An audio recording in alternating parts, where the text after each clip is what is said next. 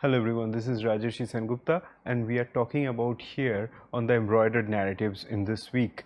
And in this installment, we'll be talking about the Kantha quilts of Bengal and the allied practices. So let us start with what is Kantha quilt. We have already given some introductory information on Kantha quilt. So let us get a little more into that what kind of this specific kind of quilt that we are talking about here. So in terms of Kantha quilt, what we find that it's a very specific practice that had been there prevalent in the eastern India and mostly in the region of Bengal.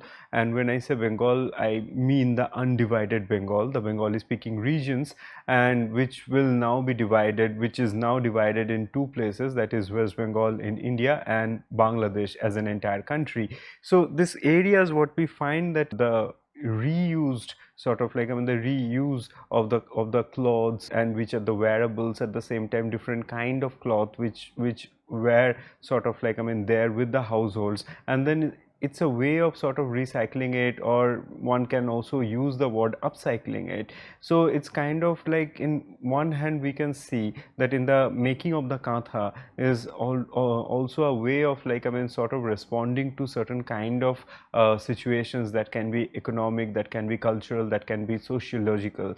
And in by that what I mean is that if there are certain kind of economic constraint, or if there are like certain kind of ideologies around reuse, all those things we find them to be brought together in making this specific kind of quilts in Bengal.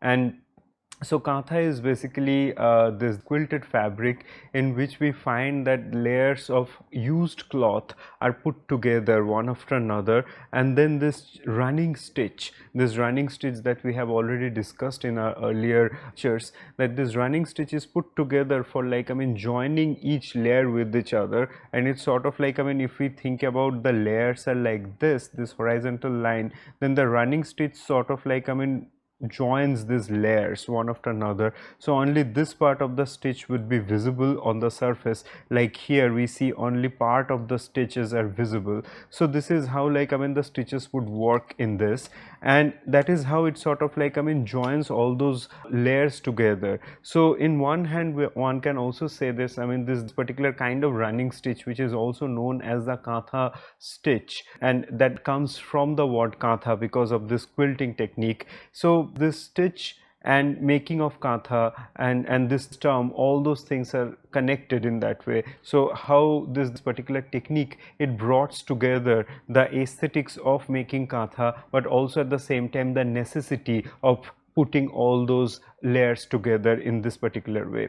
So what happens in kantha, what we find that usually, if we see historically, we find that there are those undyed fabrics, mostly like sari or dhoti, and which are not dyed, and so that's the reason it has this unbleached sort of white or kora background, the kind of one we see it here. So this kind of fabrics, we see them to be put together. And why this kind of fabrics are put together, it's because these are the fabrics which are worn by common people. So we are not talking about those super fine fabrics like muslin or gangajal and things like that which were brought to the Mughal court. We are also not talking about those highly specific, those specialized brocade fabrics like baluchar sari or something else, but here we are talking about the clothes which are worn by common people.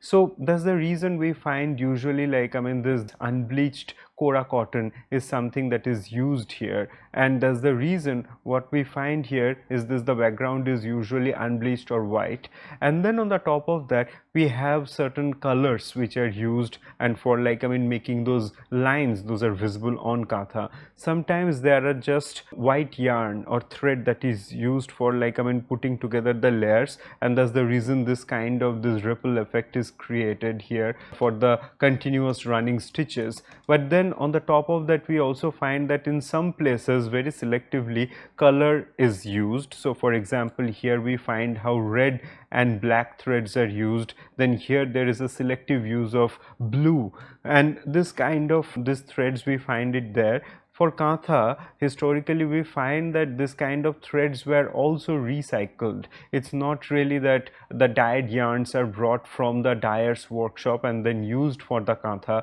but it's usually what would happen that if we think about a sari, then the saris would have this thin borders. The saris for the commoners, a lot of times we find that they would have the thin borders in red or black, or just like simple indigo is perhaps a rare occasion, but like this kind of colors we can find them, and the rest of the sari would be just unbleached white. So these borders are something from which these threads are extracted. So if a sari is being torn, or the sari is used, and if it is overused, and then the borders sort of fall apart, then those threads are sort of taken out of those borders and then reused in the form of making embroidered kanthas. Now since for kantha what happens is that you are piercing through the layers and sort of you are adding to the already constructed fabric surface, so it gives a kind of stability. So if this threads from the sari border, it cannot really sustain in a sari, but for the technique of embroidery, technique of sort of inter stitching it through this fabric, it gives the stability, and that is how it gets a new life and it sort of sustains that way. So these are the ways in which we find that how kantha is a practice which is a commoner's practice predominantly, and this kind of practice, it sort of makes the maximum use of the fabric or the yarn or the threads which are already existing, and not really adding something from outside except for the needle, and then of course the imagination or the ideas that wants to sort of implement upon these kanthas. So these are the kind of things we find in terms of the kantha making. And when we also then consider this idea of ornamentation, because when we consider that the kantha stitch, or this particular kanthas that we see, we cannot really ignore the kind of visuals that appear on the top of the kantha. And we have already mentioned that how this continuous running stitches in particular directions, if we think about this direction, or the spiraling around this direction, so it's a very thoughtful way of doing these stitches. So one can say that it's a thoughtful act of ornamentation. So if we think about it, one can say that this is also part of the aesthetics. However, we also need to understand that how this is contextual in this case. So this particular kind of these directional stitches are also there for giving stability to this fabric, like the layers of this fabrics, this used fabrics, and then stitching them in particular way, or sort of circling them and so on. So that also adds to giving stability to the fabric, instead of just weaving them, or just putting running stitches horizontally or vertically across the fabric.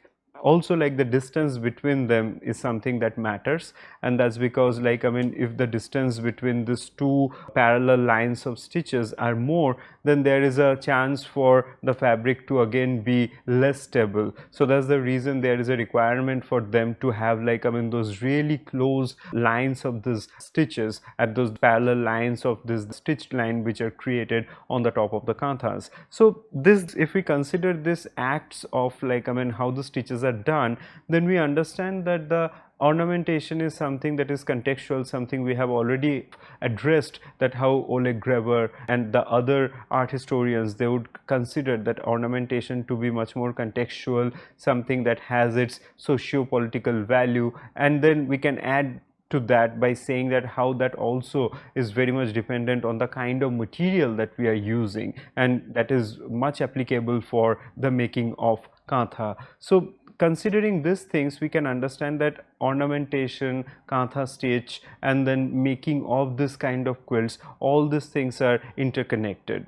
Now talking about kantha, then what is it used for? If we think about that, there are the saris or dhotis and things like that, and then the layers of used saris are put together for making a kantha, and on the top of that we see that how those dyed yarns or the threads are used for executing a number of ornamental motifs. So what is it used for? So in terms of kantha, we find there is a varied range of usage for it, and some of them are made as quilt, like the one we can see it here on screen. It's a squarish kind of a quilt, and it's pretty big in size, and some of them can be used as bedspreads or bed covers, whereas the other ones can be used as floor spreads. Then there is a particular kind of kantha in which also, like, I mean, this squarish or rectangular pieces of fabric are made into this quilted one, and then those are stitched into making bags, something that is called as arshilota. And then there is also something called galicha. Galicha is like a floor spread. Then we also find that the smaller pieces of these kanthas are made, which are made as diapers for babies. And this is something that is very important in this case, that why this kind of fabrics are used for making diapers. And that's because that since we are talking about used fabric, used cotton fabric that is used by people, and then it is washed several times, and then it kind of, like, I mean, gets this softness in it. And we have already spoken about that, I mean, what is the role of like hand spun yarn. And if you are thinking about like this kind of fabric, and before 19th century and so on, we find that most of this fabric would be, I mean, of course all the fabric would be hand spun. So in that way, with uses, then, like, I mean, the twist in the yarn, that sort of, like, I mean, if that loses slightly more, then it gives the softness to the fabric, and for that reason the used fabric would be much more softer than the ones which are newly bought.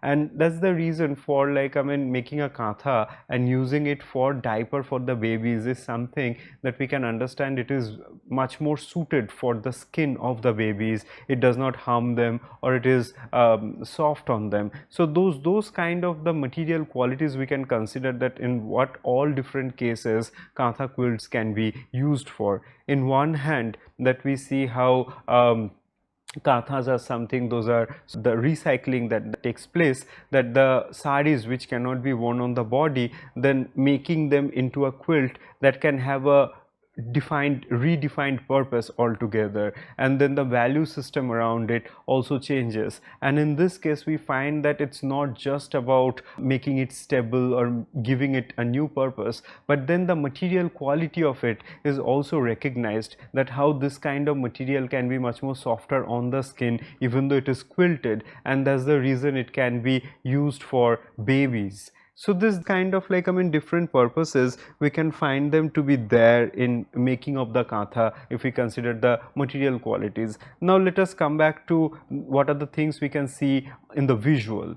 So in the kanthas, what we find that there are prominent borders, I mean, the ones which are used as bed covers, bedspreads, or like the ones which are sort of put on the floor. And usually a lot of times we find that when the guest visit, kantha is put on the places where people can sit, or, like, I mean, in front of them and so on. So this kind of acts that definitely requires that certain kind of imagery. If the imagery can be welcoming imagery, or if there are particular kind of occasions, ceremonies and so on, in those cases also certain kind of imagery are required.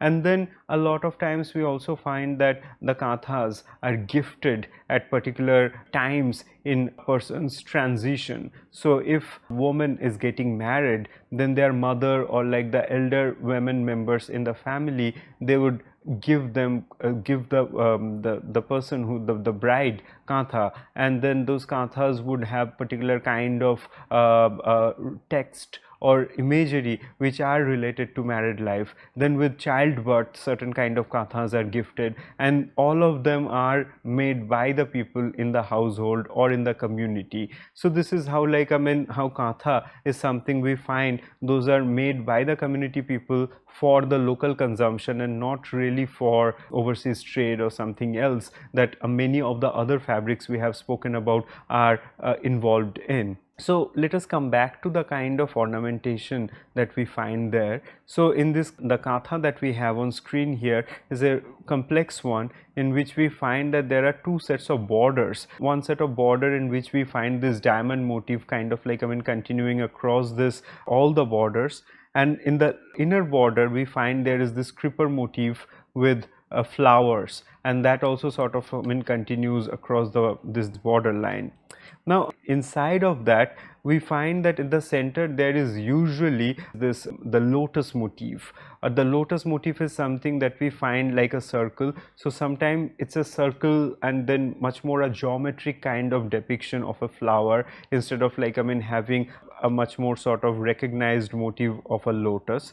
But the thing is that we see that there's either the stylized geometric version or a representational version of a lotus is usually present, and that sort of like constitutes the center of kanthas. Something we have already seen that it is there in the other kind of fabrics as well, like kalamkari, and then like certain carpets and so on. So in one hand, that this lotus motif is something that the art historians have interpreted as symbol of the cosmos, or like how lotus is something that has its high significance in the Indian Hindu philosophy, and of course like in the Islamic philosophy it was also been sort of adopted as well. But then we can also see that what lotus does, and this lotus, which is also called shatodal, that means like there are hundreds of petals of it, so it unfolds and then like it sort of folds with sunset. So this folding and unfolding is something we can find it to have like how when it is there at the center, it gives the stability for its circular formation, and also like its ability to sort of like bring together the other elements from the different parts of the kantha towards the center. So those are the things we can consider, that alongside the philosophical aspects, we can also see that why there is also this visual aspect and this decision making that is involved in using a lotus motif at the center. Then with the lotus motif at the center, we also find that usually in a kantha like this, we have the lotus or the flower motif at the center, we have the borders in all the sides, and then in the corners there are certain motifs which point towards the central motif. And this is also something we have seen in form of konya chakra, and that is there in kalamkari textiles, that is there in woven and embroidered other kind of fabrics which are used on floor or hanging and so on. So the similar kind of strategy is used here in kantha as well. And in this kantha, what we find that this vegetal motif like a tree, and with like it's blossoming, something perhaps we can associate with blossoming of life, flourishing of life. So this tree motif is something that is used as this corner motif, even though all the tree motifs are different from each other, but we can still see that how these tree motifs are used here, which sort of directs the viewer's gaze towards the center. And then like at the center we have the lotus motif, as already I have mentioned. So this is the compositional arrangement we find in a lot of kanthas.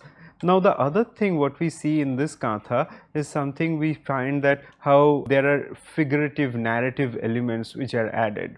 Now in kantha we find that it's a really interesting kind of coexistence between different kind of motifs. And so for example, we can find how certain kind of this figurative narrative elements, so for example, if we consider this particular section, here we see an image of goddess Kali, and then goddess Kali is riding a lion, and then we have like a set of people here, perhaps the asuras and so on, and they are riding an elephant, and then they are sort of marching towards goddess Kali, and goddess Kali is seen here as this valiant woman who has her locks sort of like falling towards her knees, and then she is valiantly fighting these three men who are there on the elephant back, and they are sort of marching towards goddess Kali. So this is certainly, it's a narrative scene we can find. And then there are decapitated bodies like lying here, that sort of like gives a sense of this warlike scene.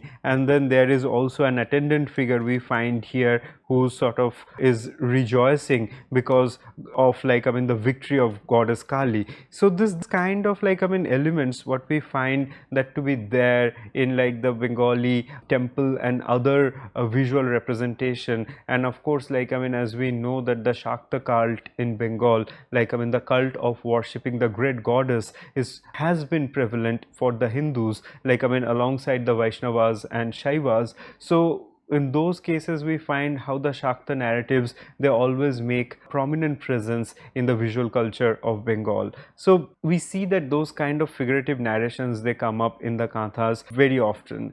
And here we also have, like, I mean, in this section we have depiction of god Brahma who's sitting here, and then we see Vishnu who's there in the Anantashayana posture, and in which, like, we find from his navel this lotus comes up, and through from which, like, Brahma appears. And here we have this very typical depiction of the Bengali Shiva.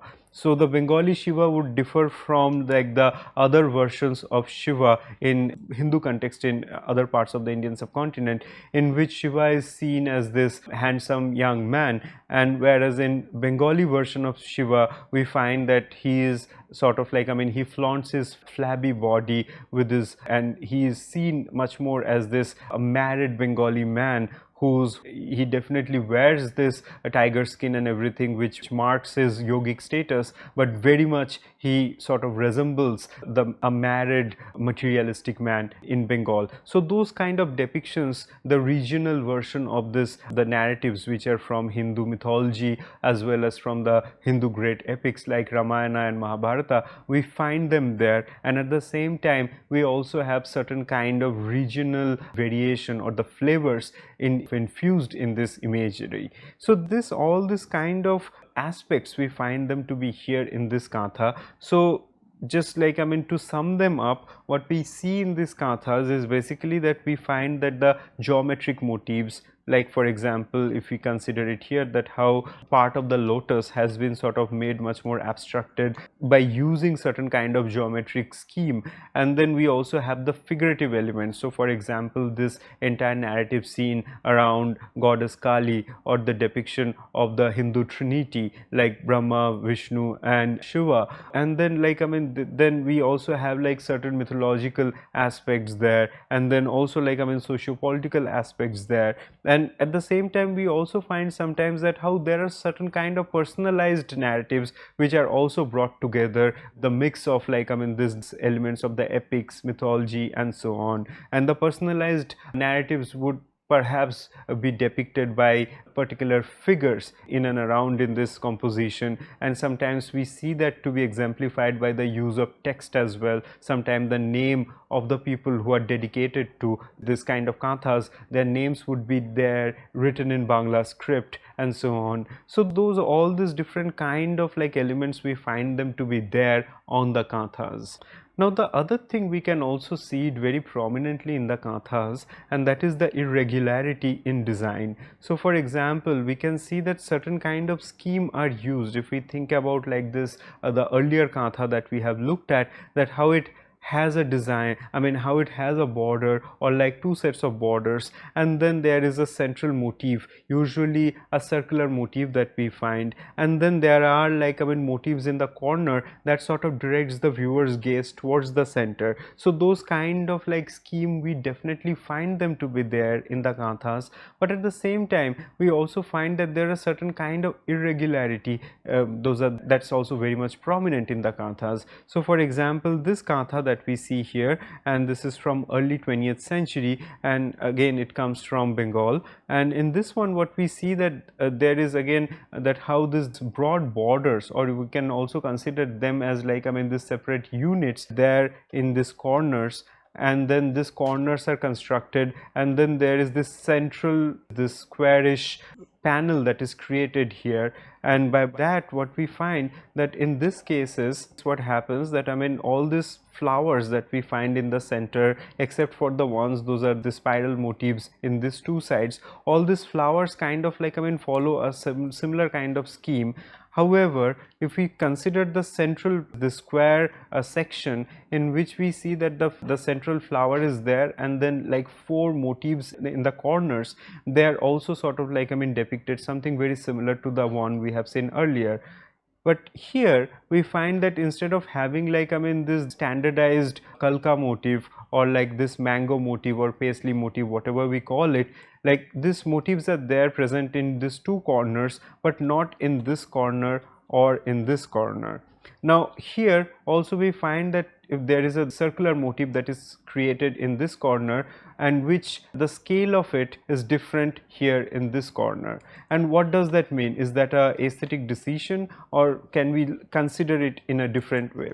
Now I'll propose to see it from the sociological point of view, in which what happens is Katha is something that is made, a lot of times it is made by more than one person. Sometimes it can also be made by only one person. Sometimes the women members in a family or from the neighborhood can come together and make these kathas, and that's the reason what we find, that there is not really a strict design scheme that is followed throughout in the kathas.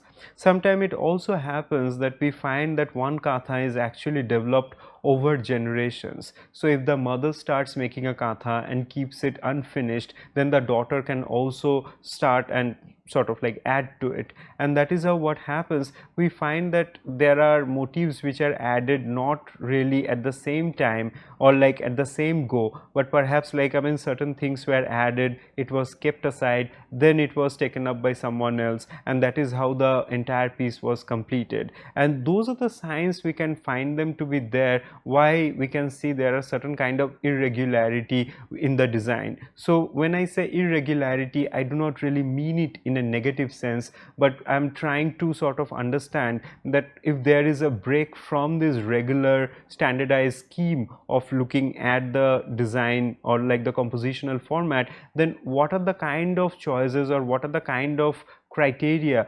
those sort of enabled this particular kind of making of the visuals. And for those reasons we also can understand that this is an act of writing and overwriting, something we have been sort of addressing this issue in this particular week, that how like making the narratives, the embroidered narratives, is something that comes out prevalently in making of this particular kind of textiles. So for example, if someone is making a brocade, someone is making a plain woven fabric, it needs to be completed until it is there in the loom, or else like once it is taken out of the loom, one cannot really reinstall it and make the part of it. So those kind of aspects we can consider, that how it is different in terms of making these embroidered fabrics, especially like something like Katha, in which generations of people have worked on a single piece. So this is the way we can see that how writing and rewriting sort of works out in Katha